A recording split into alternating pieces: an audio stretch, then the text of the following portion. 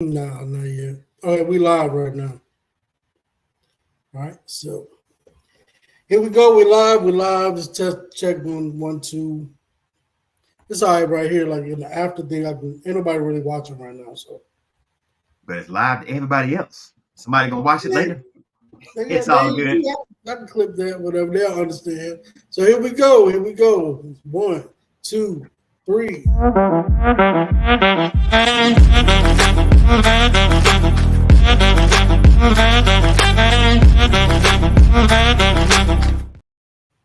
Yo, yo, yo, what's up? What's going on, sir? What's going on, bro?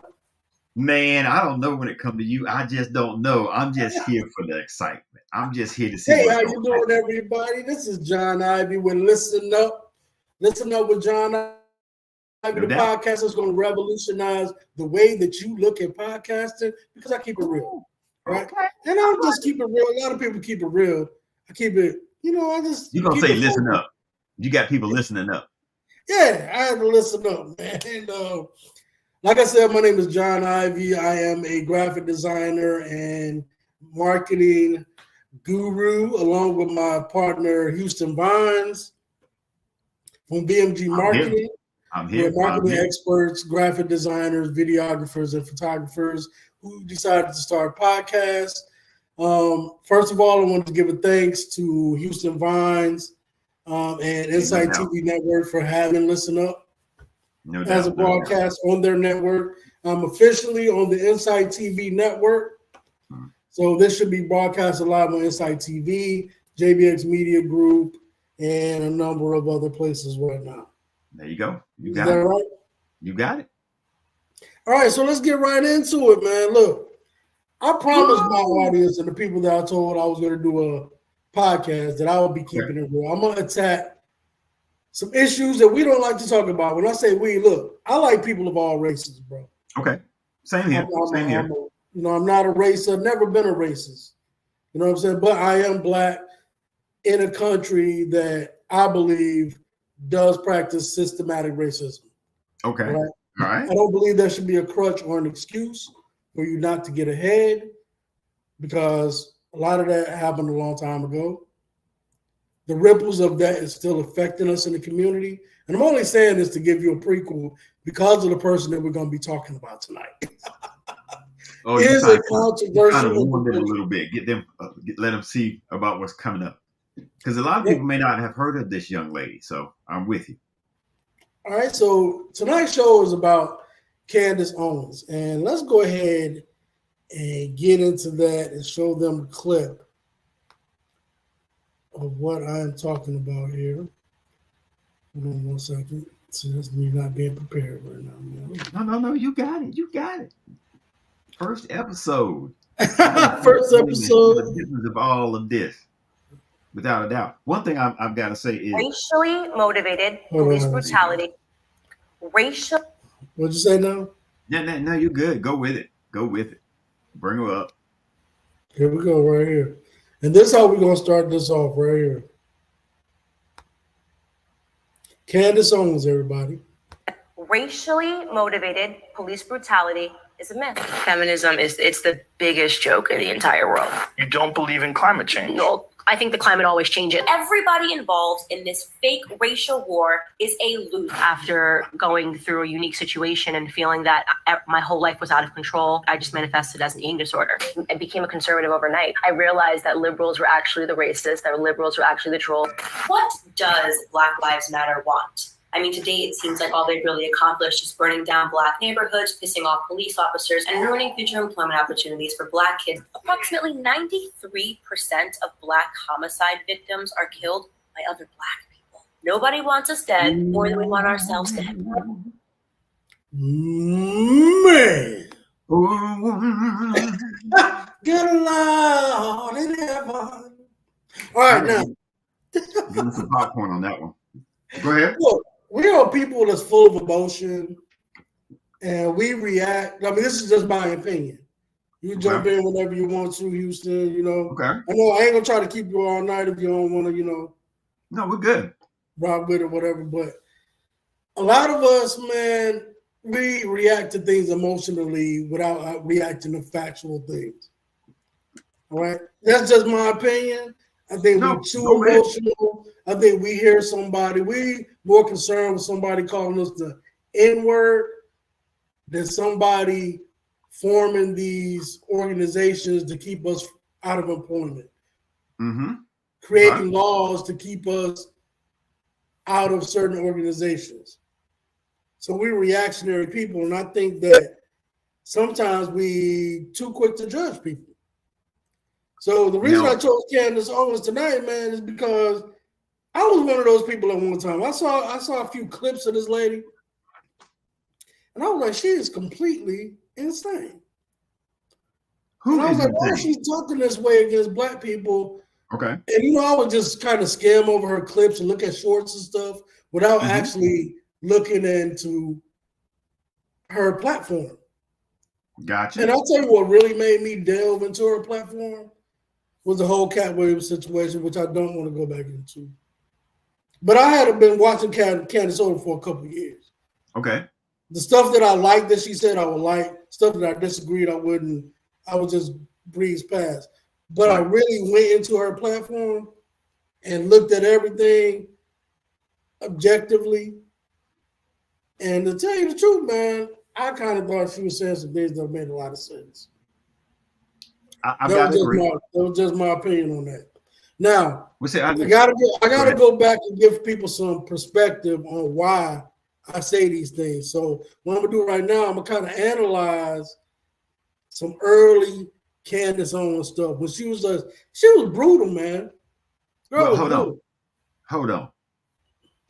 Before you start that, can you hear me? Yeah. Yeah, before you start that, let me say this.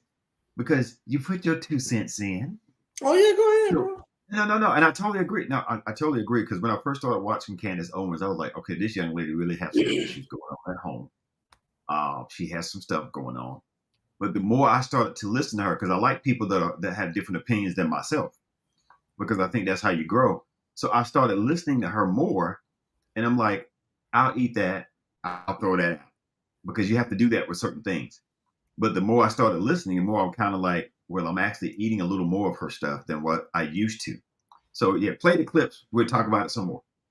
All right. So, for people that don't know who Candice Owens is, let me run down a quick background. All right. So, name is Candice Owens. She is from White Plains, New York. She's from a product of a broken family. Her mother and father were divorced. She was raised by her grandparents. And at 17 years old, she became a victim of racism, right?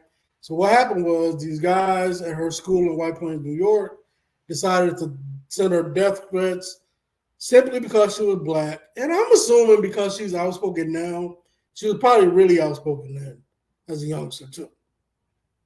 Okay. So she probably made a few enemies because she was actually a Democrat at one time and a really pro-black. Well, she still is. But she was really the stereotypical pro-black type of thing. So they pretty much hated her. So she actually sued the school board, and they actually won. She won like $37,000. So then she goes to college in Rhode Island. She does 3 years, and then she has financial problems. Couldn't finish her student aid or whatever it was. Couldn't pay for college. But she ends up getting an internship at Vogue. And that was interesting to me because, it shows that, okay, you're a college dropout. Right. But not everybody is getting an internship at Vogue. True. Magazine, so that shows me her intellectual level. And this even more impressed me because after that, she was an administrative assistant for a private equity firm in Manhattan. Okay. All right, so she got a great head on the shoulder. Go ahead. No, she got a great head on the shoulder. That's what I'm trying to I'm trying to be non-biased right now. Even though I do have a bias, I ain't even gonna lie. I love her. I love Candice Owens. Okay. I like her a lot. I put it out there. This ain't like other shows. I don't give a damn what you think about me. Look, I like her, but I want to let people make their own opinions. Just like I got my own opinion, you can have your own opinion. And it's fine. All right. So she goes on to be admin assistant at a private equity firm in Manhattan. And then she starts a blog. This is really where she starts to get into politics. She starts a blog called Degrees 180. Okay. Degree 180. And that was basically stemming from her incident in high school when she got bullied or harassed by these people. And she says, I'm going to start a blog where we're going to start putting the faces and names of these bullies on a platform. Okay. So she started that, and then she blew up off of that and became a big deal. But then they had a scandal they called it Gamergate, where they were putting up people's names, and the people that were backing her blog were saying that the people that were getting bullied ultimately didn't want to call out their bullies. Gotcha. So they had some big kind of scandal. I don't really know a whole lot about that, but it was a scandal. But where she really started to stand out is when she went on a viral rant. And part of that clip I just showed y'all is part of that rant where she was basically saying 90% of black people kill each other. And nobody else wants us more dead than we do. Gotcha. Crazy thing to say, but how true is that? We're going to get into that. Yeah, I remember her saying bits and pieces of certain things like that.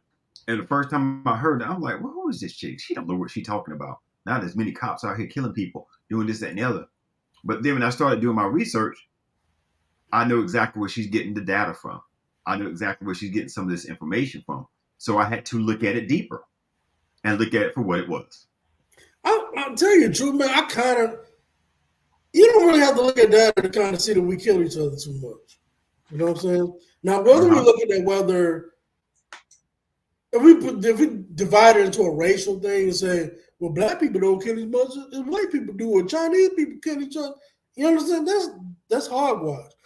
If you're going to stand on a platform and you're going to say that we're disenfranchised and this and that because this other group is oppressing us, it don't really matter what color you are when it comes to if you're killing yourself, if you're killing your own people, you're killing your own people. You understand what I'm saying? It's like, you can't say that these people are oppressing me at this rate and this and that, but at the same time, you killing yourself more than they killing you right now. So, I mean, that's just a whole nother thing. So the last thing, what she really blew up is Blexit. Now, I don't know about this. No, I say I don't know about that part. So explain, what is that? So Blexit, it was kind of like a play on. I don't know if you remember when Trump was running, and in the UK they had this thing called Brexit, which is the British exit from the libertarian, from the liberal, whatever they got in Parliament over there, the liberal wing. So Candice Owens, there was actually another guy that came up with this, but she kind of reintroduced it during that time, and she called it Blexit. She was encouraging all black people basically to leave the Democratic Party. Right. Because she believed that the Democratic Party itself was actually the party that was keeping black Americans oppressed with their politics. And I've heard that before. Yeah, I heard that too. When you get into a lot of I don't know. I went through a lot of militant stages in my life. So, I went to, when you try to find yourself as a youngster, you end up going through a lot of different things. So I went through, of course, started with Christianity. Then you get to a more severe, like more structured form of Christianity. Okay. Then I'm going to tell you the steps. Then you go from Christianity. Next step probably going to be, nowadays, it's going to be the Nation of Islam. So you're going to go through, you're going to be like, okay, Malcolm X. You're going to, view, some things of Malcolm X. And, you might look at Marcus Garvey and some militant thing. Your next step going to be Hebrew Israelites. Then you're going to look at the Hebrew Israelites. And then you're going to look at the Egyptians. And you're going to be like, oh, we came from Egypt. Because we are a part of a people who have been lost. I was about to say, so it sounds like from what you're saying, if someone's jumping from religion to religion, they're putting it on the fact that they get more knowledge, but are they still searching for something? Is that why they're jumping? Well, I think they're still searching for something, and I think this is the part that a lot of people miss, is that we're so quick to want to stand on something. But I think the whole key is that we never stop learning. And what people want to do because of social norms and social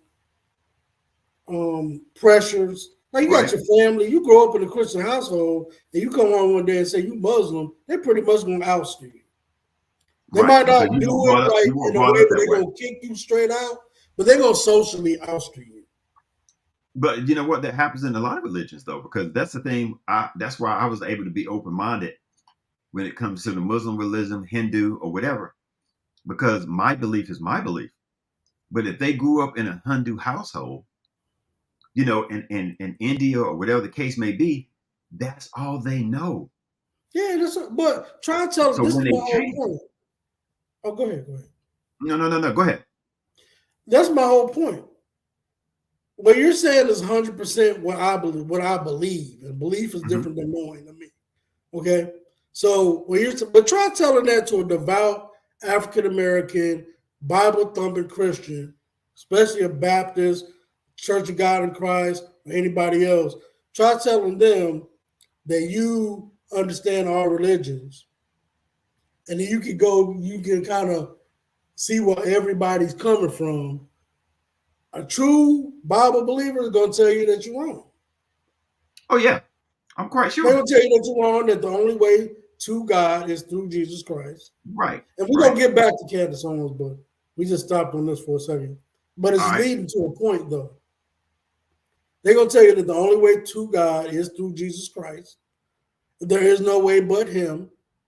So if you're still calling yourself a Christian, saying that you know that there may be different paths to God, are you really a Christian? Now, is that what you took from what I said? I'm just saying, like, well, no. I was asking you that. I'm not asking you if you're a Christian. Right. I mean, let me go ahead and connect this back for to me, Candice Owens so we don't get off track. Oh, I got you. So let me just say this. So getting back to politics, she's a staunch Democrat. Okay. A stereotypical Democrat who pretty much believes in the liberal side of things or whatever the Democrats tell her. And you know how black people are about being a Democrat, at least how they were prior to what's happening right now. Right. It's almost like being a Christian. You come home and you tell somebody I'm a Republican 10 years ago, no wonder they're going to think you're a sellout. They're going to think that, you know what I'm saying, you don't know what you're talking about, or this, or they're pretty much going to oust you, just like if you came home and said that you were a Muslim in a Christian household. Well, that's the reason I brought this up, because that was the whole Brexit idea. Go ahead. Okay, yeah. No, I totally get what you're saying. But it still stems back to, even with her, it's the way that you're brought up. So if you're brought up in a household of Democrats and your family has been Democrat for year after year after year, when you turn 18, that's the only thing that you really know of is whatever you grew up, a Republican or Democrat. And the reason why I say that is I had a friend of mine on one of my old jobs, and we were talking, and we had different opinions. He was Republican, I was Democrat. And I just asked him one day, I said, well, what is it about? Because he might be able to change my mind. What is it about the Republican Party that really, really drew you to it? His only answer to me was, well, my daddy's a Republican, so I'm a Republican. And I said, so you just, because of your dad, that's the only reason? And he's like, well, that's what my granddaddy told me, and my dad told me, so that's exactly, he had no reason why he was doing what he was doing. Your friend didn't know why he was a Republican. He had no idea. He just knows. How many people know why they were Democrats? Same thing. That's what I'm saying. It's the same thing. So, and a lot of times it's because, if I'm not mistaken, they grew up with Martin Luther King. They grew up with certain people that they felt like was setting us free. And that's the pathway that some of them follow. I understand, even about Martin Luther King. You go right back to Martin Luther King, Marcus Garvey, all the old school black even intellectuals and things. They were Republicans. Right. You know, all these people were, even I think early on, Martin Luther King was even a Republican. And that was only because during that time, that's what black people did. Lincoln had freed the slaves, right? Well, that's what I'm getting at. People are what they are because of what their past is. So now they're trying to learn a little different. Some people. I don't understand that. You think that, so you're saying that they're trying to learn? I think now more people are trying to learn different things because if the system's not working for them, now they're starting to realize, okay, there need to be more out there than me just being a Democrat because I'm supposed to be a Democrat. Especially when you have a president or when he was running and he was like, well, you're not black. If you don't vote for me, you're not black. Yeah. When you make that kind of comment, like, excuse me, sir? See, it's deeper than that. I think that, and let's go back into Candice real quick. Let's do that. I appreciate what you said. And this is a perfect segue into why I started listening to her. And I'm going to show you a clip of her early Candice Owens defending herself in a House committee against, it was a House committee about her. They were trying to say that she was against, that she was supporting white supremacy. It's weird. It's so weird to even. In a sense, that's what they were trying to say. That so you think that what the people did in the past were correct or right, wrong, or this? It's the same thing they try to say about Farrakhan and the Nation of Islam. Okay, it's the same thing they were trying to say about any conservative black leader that stands up and tries to be conservative. Mm-hmm. Which the irony of that whole thing is, most of our black leaders nowadays claim Christianity, even if they, you know what I'm saying? So how can you not be a conservative Christian? That's just, and I'm gonna get into that, but I'm gonna play this clip. Okay. To show people about how I first got into Candice Owens in the first place. And it was a hearing that she had. That's the one. I received word on my way in that. That's not it. Hold on. All right. So while you pulling up the clip, trying to pull that clip up, you got it? I got it, but what are you trying to say? What are you on? No. I was just going to kind of fill the gap while you were getting that together. But go ahead. Let's check it out. No, let's check it out. I got to turn the volume up on that thing. But I do think that can you hear it? Is a real problem because these are real. No, I mean I can hear a little bit, but not very much. Our efforts towards talking about this. I don't know why is that low. Which is what is your main volume on your computer low? Now, the reason we don't have those numbers, I want those about the subject matter. Can you hear better now? Not in my. All right, so I'm gonna take it from. That is not accurate. Is just not appropriate, Mr. Chairman, for how witnesses are supposed to behave in front of this committee. I also think you didn't say it doesn't matter about the subject matter of today's hearing. You said there are other subjects that matter as well, and maybe we should spend some time on those. Is that accurate? That is correct, and they matter much, much, much, much more. And I've said that. I said that in my opening, and I will say it again. You know that white supremacy and white nationalism ranks nowhere near the top of the issues that are facing Black America. And the reason that you are bringing them up in this room is because it is attempt to make the election all about race as the Democrats. Not in my case, Michelle. Now you hear what she said. Right. All right, so okay. Please do not characterize my motive. Mr. Chairman, it's my time. It's my time. You've got your time, Mr. Meadows. I'll give you 3 more seconds. Every 4 years, you bring up race, and you knew exactly what I meant when I said hilarious, and you just tried to do live what the media does all the time to Republicans, to our president, and to conservatives, but you tried to manipulate what I said to fit your narrative, okay? I was not referring to the subject matter that is hilarious. I said it's hilarious that we are sitting in this room today, and I've got 2 doctors and a missus, and nobody can give us real numbers that we can respond to so we can assess how big of a threat this is. Because you know that it is not as big of a threat as you are trying to make it out to be so that you can manipulate. And the audacity of you to bring up the Christ Church shooting manifesto and make it seem as if I laughed at people that were slaughtered by a homicidal maniac is, in my opinion, absolutely despicable. And I think that we should be above that. To try to assign reality or any meaning to a homicidal maniac writing a manifesto, which, by the way, Let the Record Show also stated Spyro the Dragon, the child's cartoon, as a source of inspiration. He also cited Nelson Mandela as a source of information. I don't think that Nelson Mandela has inspired mosque shootings. You can correct me if you think I'm wrong.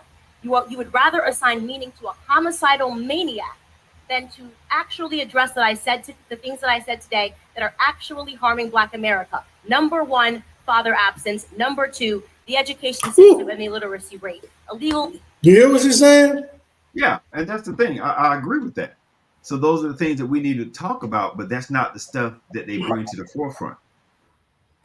That's not the stuff that they want people to address. Like, this is what I believe in the Democratic Party, man. Like, I believe that the Democratic Party does not want us to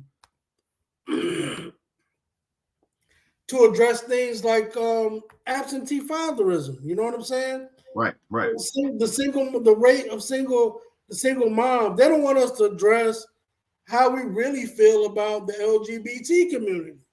Right. They don't want any leader or anybody that has any background or any. If you were to be on any platform as a prominent person that gets millions of views, they do not want you to say the things that she said. And that was the old Candice Owens, right? Okay. There's now emerged like a new type. That's the Candice Owens. New version of herself? She kind of got a new version of herself, and we're going to go into why that is. But I want to play this other clip real quick.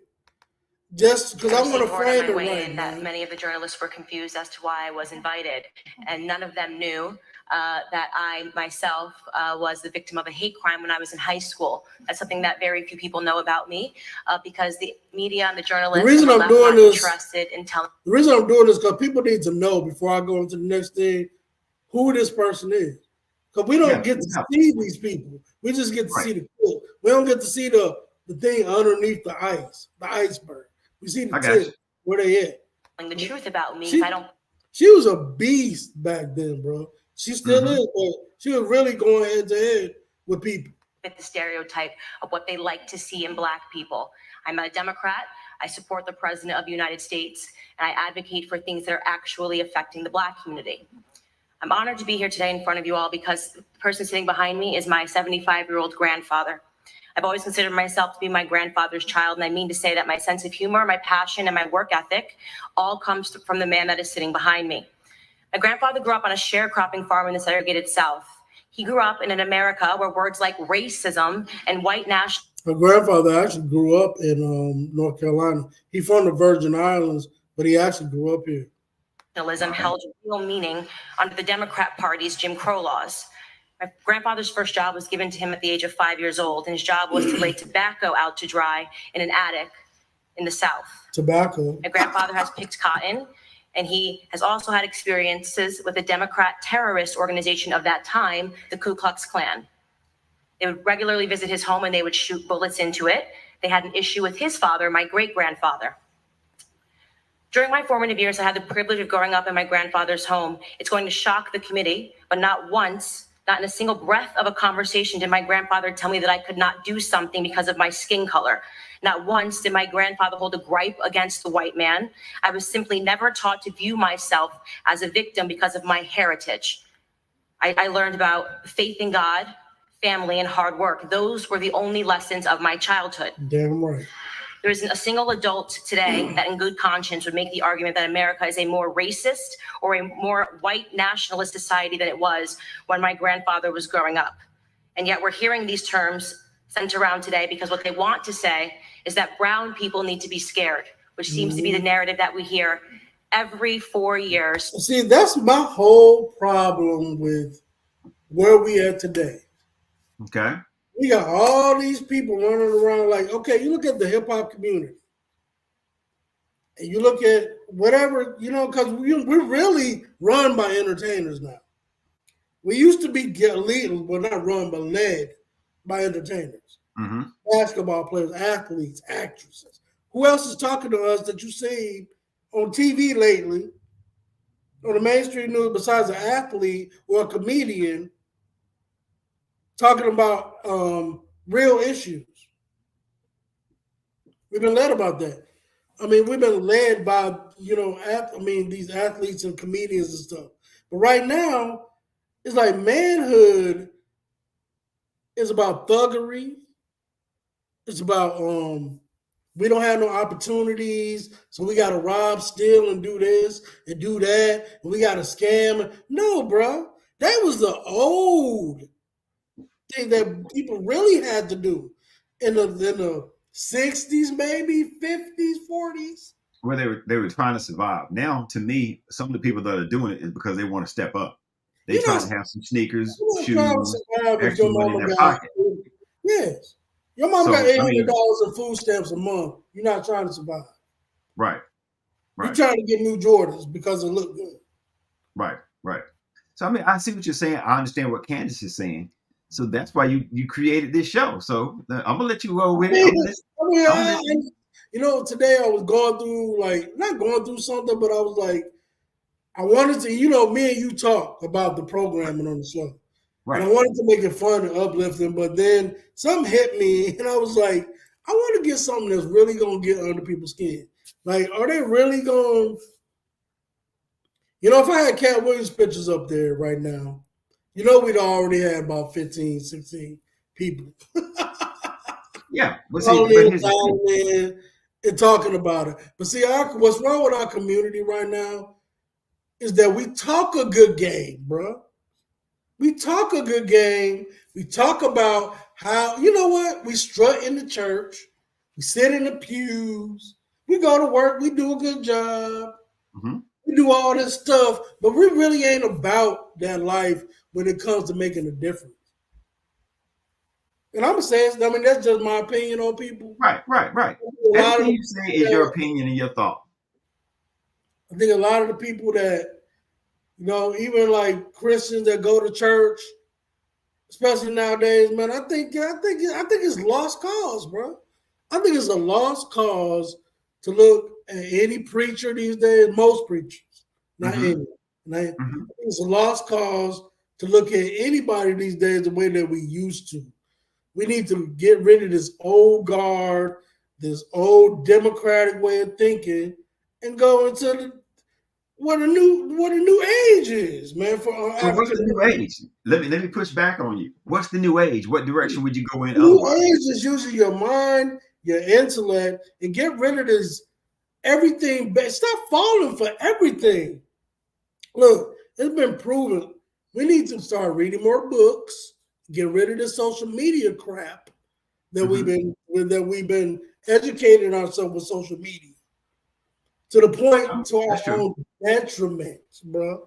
We need to start pushing more of a celebrity on teachers and intellectuals, doctors, lawyers, and then the sad thing about that, man, is that we have more of them right now than ever. But you don't ever see them you don't ever see them praise. Well, to me, now I'm gonna say this. I think you're right. We have more doctors, lawyers, doctors, lawyers, plumbers, heating and air guys that have skills. Yeah. But everybody's trying to work to get out of the system, that they're not looking back to help what's in the system. Some people, because I know plenty of doctors, plenty of lawyers that they may around Christmas time give $1,500 to some organization or help a family out, but they're trying to live their own life. So everybody needs to figure out how to give more in their own community to grow the community. No, I think the community thing is gone, bro. I mean, you gotta have to bring back the statement that I'm making, but the whole unity, the whole black unity, the whole thing. I believe at this point, anytime you got the graduation rate or you black males like it is, look at the documentary, the 13th. What is it? The 13th Amendment, the 13th, I think it's called. About the prison, the pipeline, the prison system. It's still going on.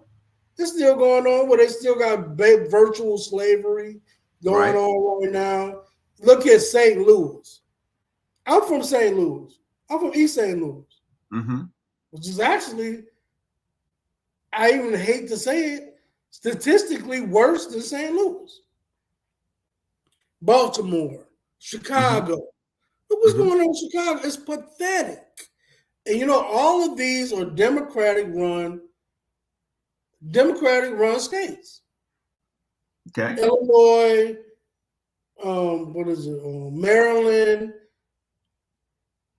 I'm with you. I'm listening because I've been researching this stuff too. The whole West Coast thing. Okay, now what are we doing? These are all democratically run states who back in the day when the Republicans was trying to tell us what they was doing, creating welfare queens, keeping black men out the family, turning, I mean, you know what I'm saying, using, you know, black women against us and everything. You know, the one thing that drives most black males, and this is my prediction right now for the 2024 election, you're going to have more black males come out to vote than any time in the last 20 years. And what do you think is driving that? And guess who they're going to vote for? Donald Trump. You think so? I know so. I know so. What do you think is driving that? What's driving that is the fact that you have, okay, look, it's one thing for somebody to be straight up and overtly racist or overtly oppressive. It's another thing for somebody to be covertly oppressive. See, that's what you got to really worry about, the covert oppression. The people that make things shiny and great and make it look like they're doing stuff for you, but what they really doing is keep you eating out of their hands. They're keeping you. Yeah. Now I'm with you on that. They're quick to get you into Section 8, but they're slow to get you into home ownership. Right. I'm with you on that because I'm really curious about what gets me. And we have to talk about it, you know, at a different time. I definitely want to make sure people understand who Candice Owens is. But I want to get back one day that we can do a show on welfare, stuff that are giving. And to me, I understand it helping someone to a certain point. But when you have one child and you get this amount, you get two, you get a lot more, three. I'm like, well, after that first child, if you decide to have another one, you on your own. And I think that'll stop a lot of stuff, but that's a whole nother show. We're gonna see. That's like that. What you're talking about right now, I think that's kind of what they're doing, but they call it population control. They call it what? It's population control. That's what the whole LGBT movement is about. You think so? Yeah, population control, man. I mean, they use race and all that stuff because if you got more people, okay, it's just a different segment. It's like if you got more people wanting to be gay, there's less people making babies. It's a way to look at it. I'm listening. I mean, that's just my opinion. There's more people, you know what I'm saying, making babies. That's the whole point of your show, is to get the conversation started. Yeah. That's the whole point of your show, to get the conversation started on subject matter just like that. I want to get on subject matter just like that, but I also want to, like, okay, it's like Candice Owens, man, she's like a person that wasn't afraid to do that. Right. I know we're going to end this. I know we're at 38 minutes. I'm about to end this at 45. Okay. That's on you. No, but the thing that I'm talking about with the reason I wanted to get people to know her and my transition towards being, and I'm coming out today, like in my next election that I vote for, I'm voting Republican. And I don't care who the hell the person is. I'm voting Republican, and this is due to years and years of research. Like I said, when you become a black militant, you automatically become a black conservative. You can't be. I was, even when my dad is a preacher, right? Yep. And he was a Democrat. But he used to always say, like, I'm a conservative Democrat. And when he would say he was conservative, I was like, how can you be conservative? Because my idea of liberal was Christianity. Right. Hey, you can do whatever you want to. We got free will. But it don't really work like that. You got rules and regulations. Right. You got to abide by to be a Christian. Right.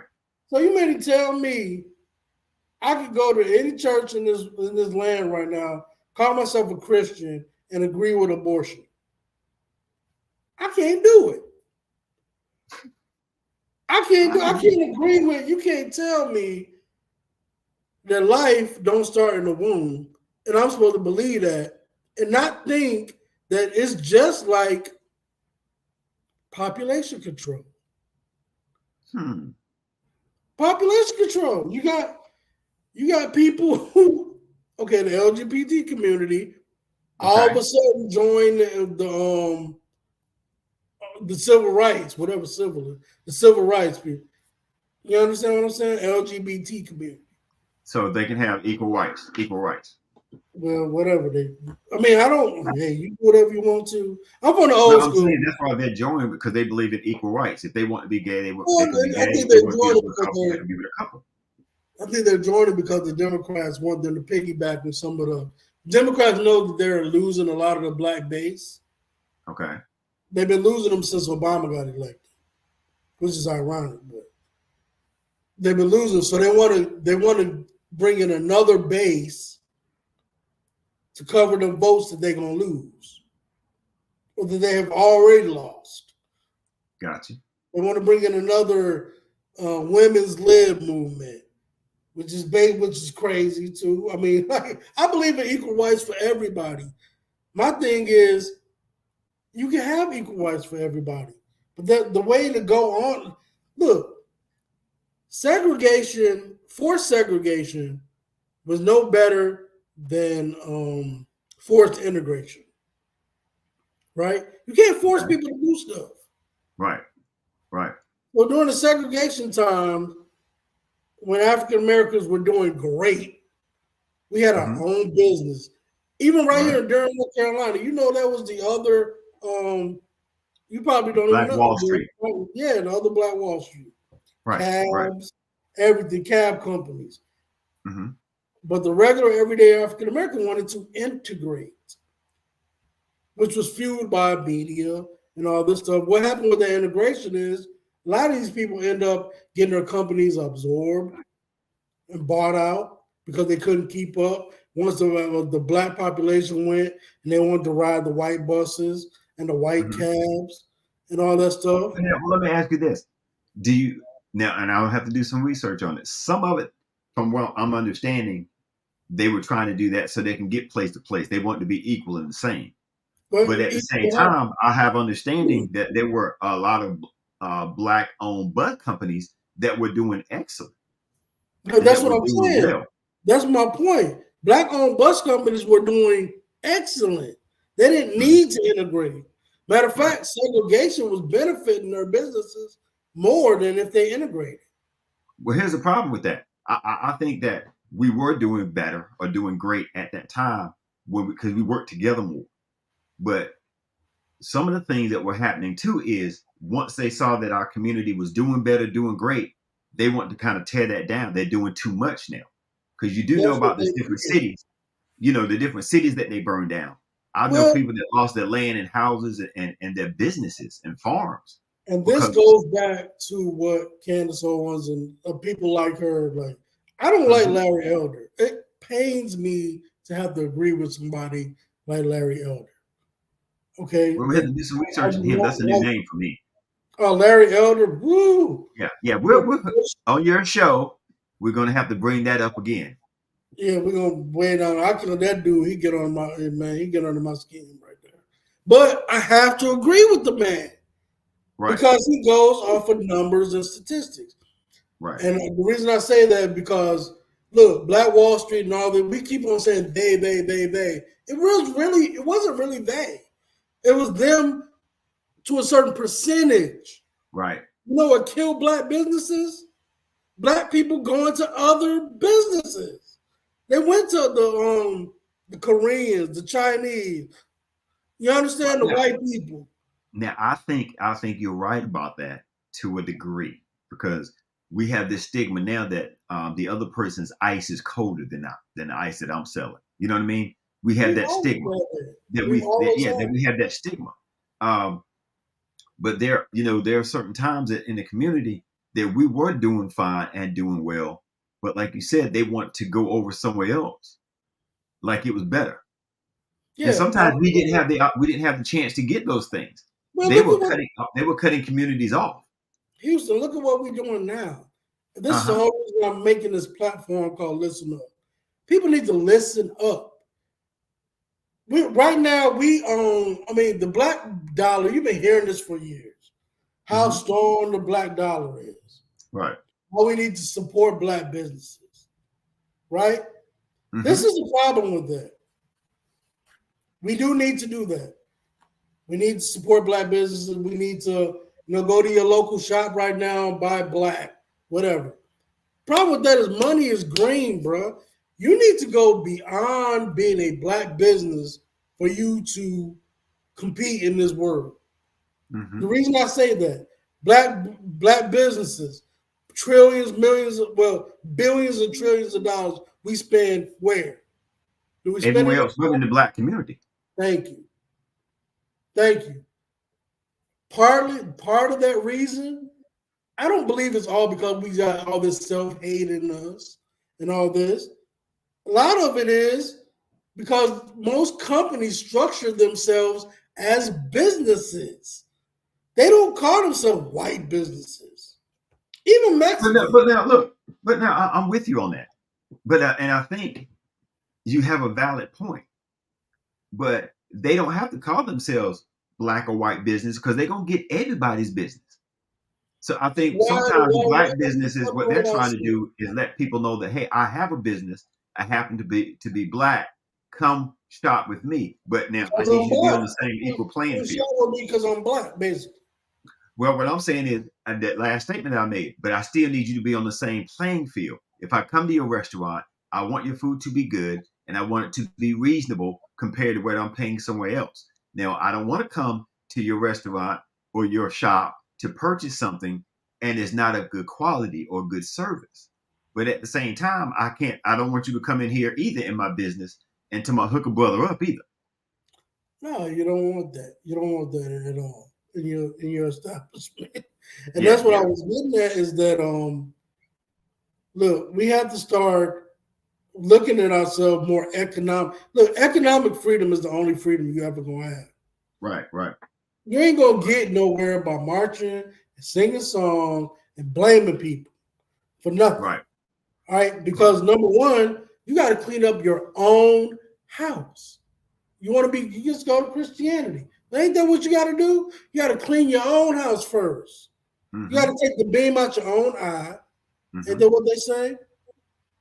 If you live in a glass house, you can't throw stones. Right. All this stuff. Why are we still in 2024 still complaining about injustices, inequality? Right. And we haven't even made an attempt to form our own supply chains. Okay, we care about, even the African people. The people talking about they so Pan-African. Where's your supply chain to Africa? Where your boats coming to and from Africa with textiles and things that we send over there to different African nations to create supplies and things for us? Why the first thing we do is go to China, India, the Middle East, and everything. Even if you're a black company, even if we support our black dollars with black companies, you're not supporting black companies. Right. You know why? Because we have no black supply chain. So you think that's what Candice is really pushing? What do you think her main agenda is? People like Candice, Larry Elder, and a lot of the forget Candice. Black conservatives, that's what we're really pushing for. We're pushing for economic freedom. We're pushing for free intellectual freedom. Not waiting for someone to give us a stimulus check or a welfare check or the next thing that's going to come, social program that comes out. Right. Not for Section 8, housing, not for any of that. Because, if there was a level playing field, you wouldn't need none of that. And us knowing that there's never going to be a level playing field, who do you have to rely on?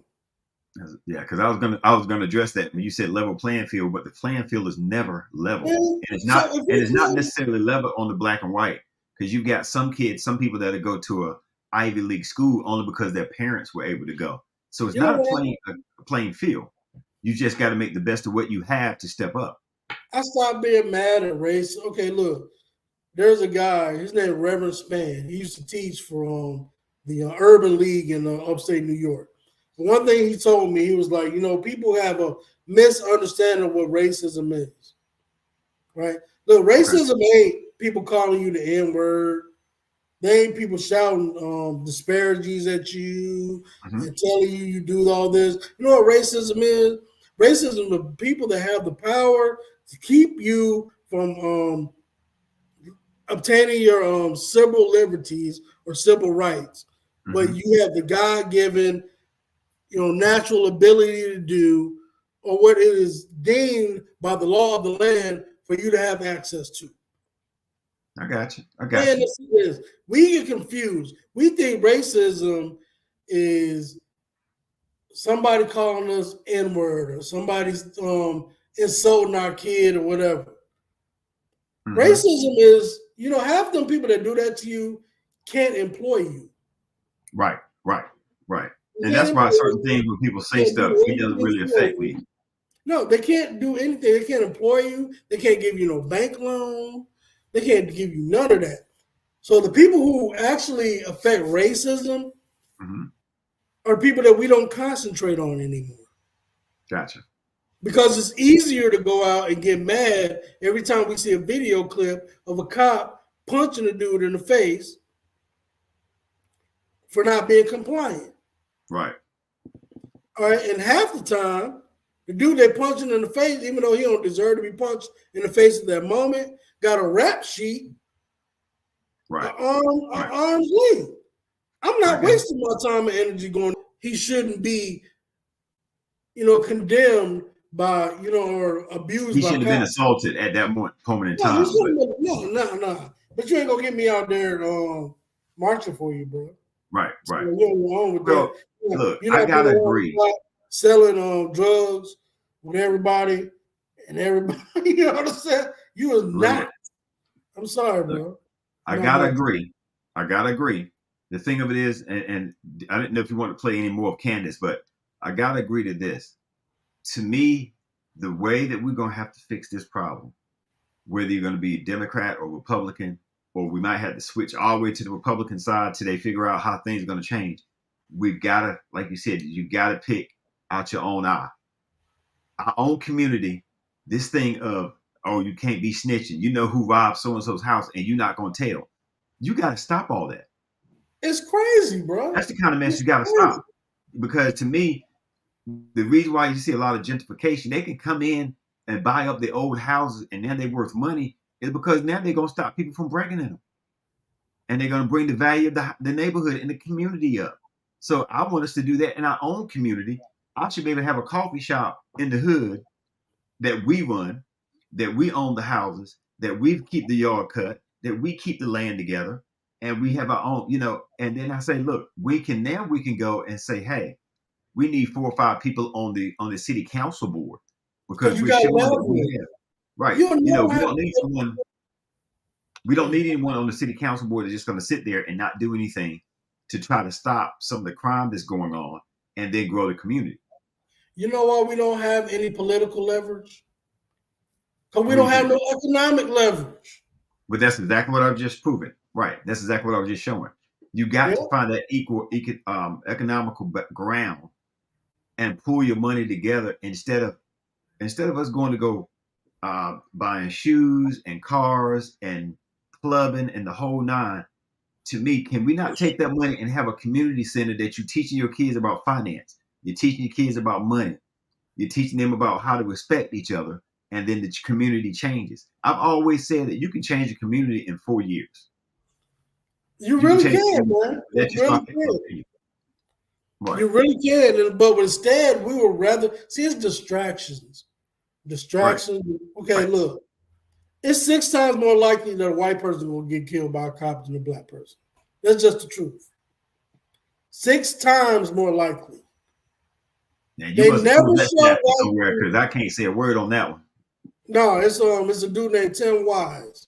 Right. He a white dude. He's been doing this research for a long time. Right. And it's but the average, even back, they say this about 7-8 years ago, 6 times more likely This is the point I'm getting at. For a white person to be killed by a cop and assaulted than a black person. Why don't we never see that on the news? That's a very interesting question. Now we're gonna have to do research. I'm gonna have to do my own research on that to make sure. So that's why I can't say anything. I can see that being the case because there's a smaller number of us, but there's the problem in our community that we are smaller. Let's say this country is 8% black. I'm just using that number. Yeah, But then the number of people that are being arrested and doing certain things are higher in that small number. They go by per capita.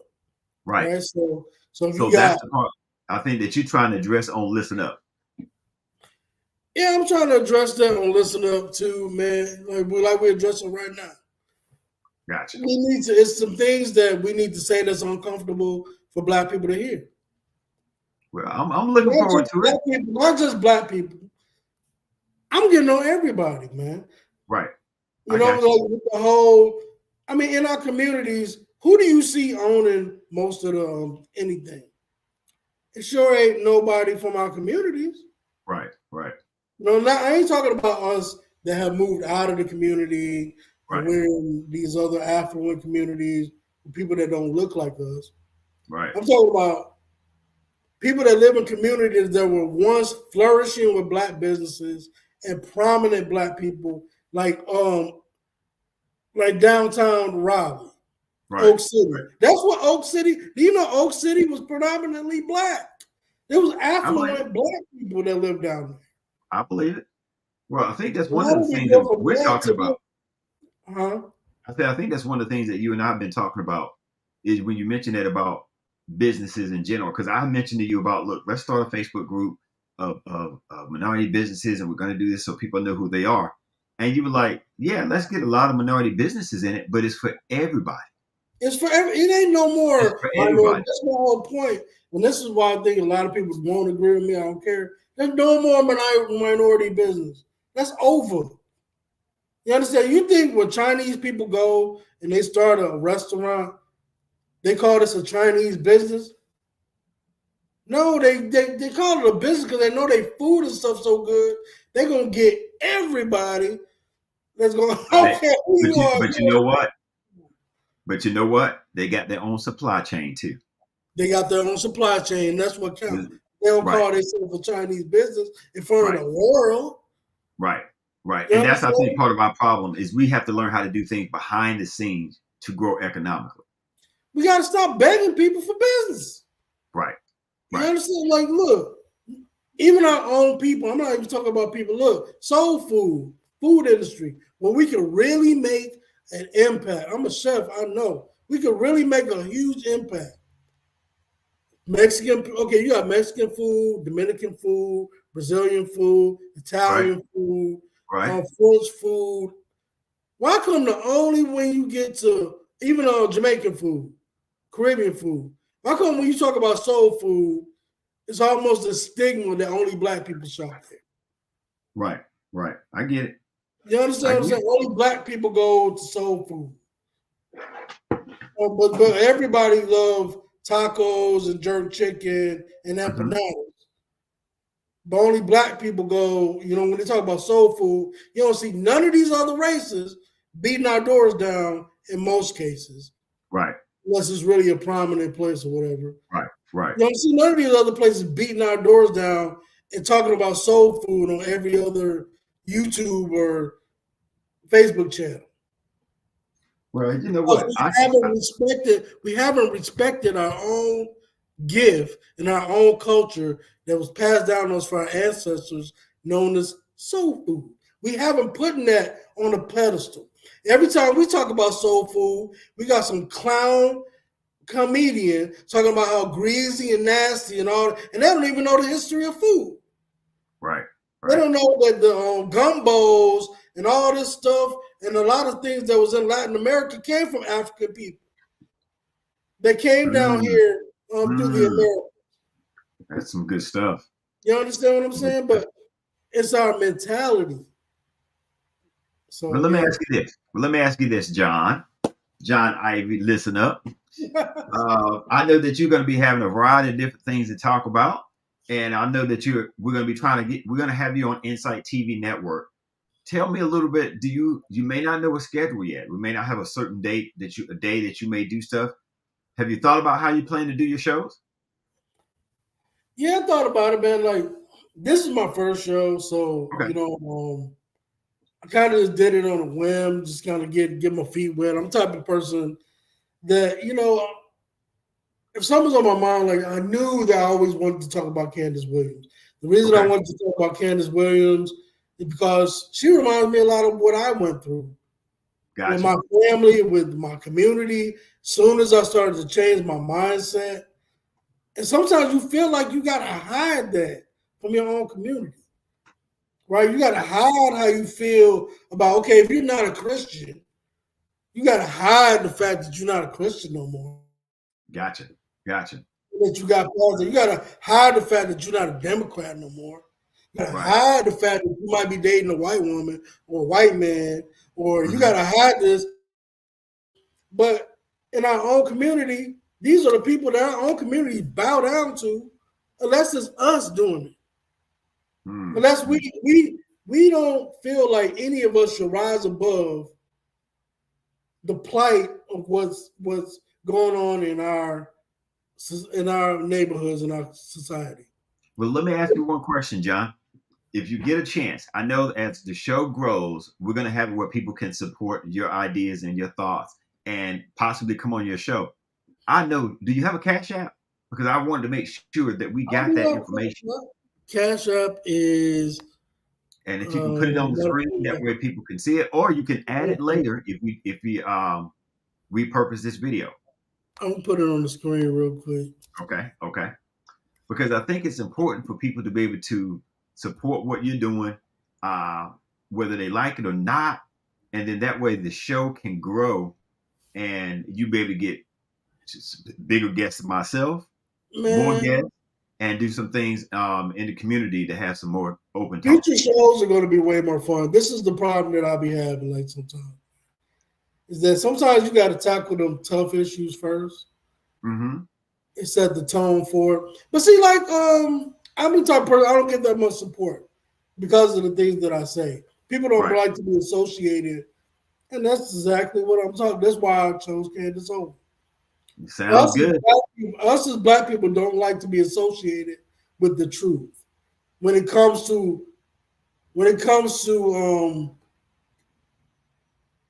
combating the social norms that we've been pushed on us by people like the Democrats. We don't want to hear that. Well, I'll tell you what, you keep me informed on these ideas that you have so we can keep these shows coming. Yeah, they're gonna come, but they're gonna be a whole lot more fun in the future. Okay. You know what I'm saying? I want to be engaged and I want to be fun and all this stuff, but I get a lot of clips right now that I can use on YouTube or you know what I'm saying? I got you. Stuff like that. But I had to talk about her first. But see, like a lot of shows like this, if I was talking about jibber jabber, a lot of people would have been calling in or stepping in. But I got to build up my own platform first. Plus I'm in the South right now, so a lot of Southerners don't be on that. Like they ain't living their life and they doing what they do. I just think they got beat up enough in the 60s. They're tired of them. Speaking out against anything. They got good jobs down here, and the white man treating them good, and that's good. That's great. So they don't want to be associated with stuff that I do. But you know what I'm saying? I have people that I love from all regions and all walks of life. But me as a black man, I got to talk about how life affects me. Hey, we're going to appreciate it. We're going to be watching this show grow. Now, you guys stay tuned. Make sure you keep your eyes open for Listen Up with John Ivy. All right.